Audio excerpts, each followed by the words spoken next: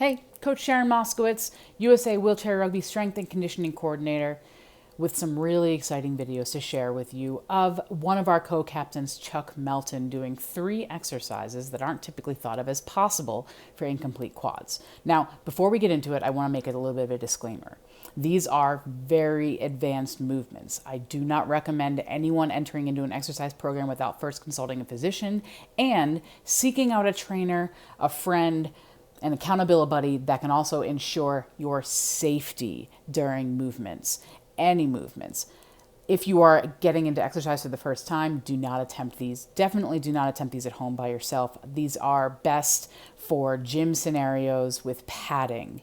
So, really excited to show you. The very first one is a barbell rollout. Now, a barbell rollout is also thought of as an ab rollout.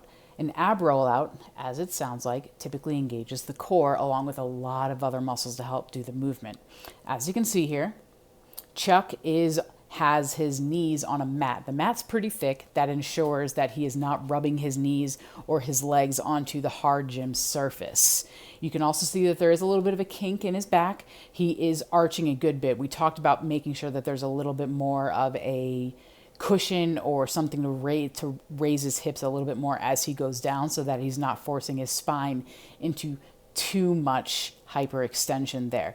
However, he is doing a really great job. As you can see, he rolls out and then rolls all the way back in. The main muscles that he's using here are his lats and accessory trunk, like serratus anterior, to ensure shoulder stability. Serratus anterior are the muscles that kind of look like fingers that go along the ribs. Those aren't typically your ribs. There are muscles that go right over them for those who are really lean, if you can see those side muscles.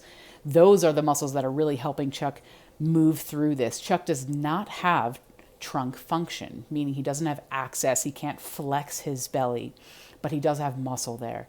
This allows us to maybe access just a little bit while mostly working his lats and just about everything else while he's holding his position onto the bar. Next, we've got a med ball sit-up. Again, I don't recommend trying any of these at home, and especially not if you're getting into exercise for the first time or maybe for the first time in a while. Chuck is wearing gloves. Those gloves give him sticky type of tacky grip on the med ball to ensure that it's not flying out of his hands either backwards or forwards.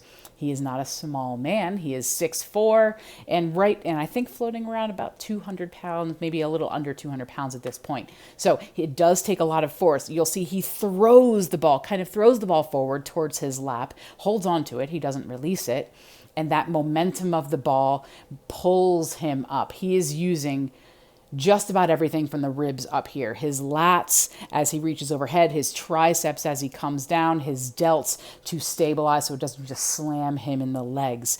Great exercise to mimic a sit-up because he's using a little bit of the momentum of the ball and getting some dynamic, powerful movement in his upper body.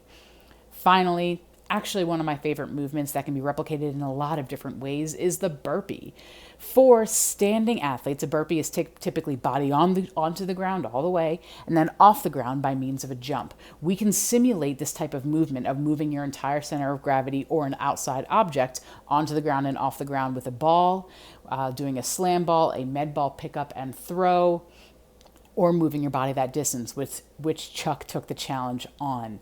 You can see here his legs are outside of his hips. Now, this is a position we have to be really careful of because he can't feel what's going on in his legs. And if an athlete that hasn't been into this position before tries to get into this position, we could be putting his muscles and soft tissue and even joints at a risk of injury. However, Chuck has tried this. He has worked his way into this position and worked his way into finding stability here for a long time before attempting a dynamic movement in and out of his hips in this position.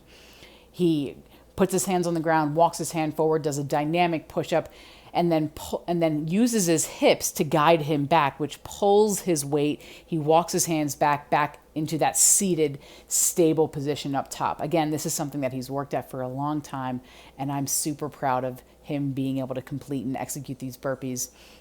He gets himself in and out of the positions with some minor adjustments.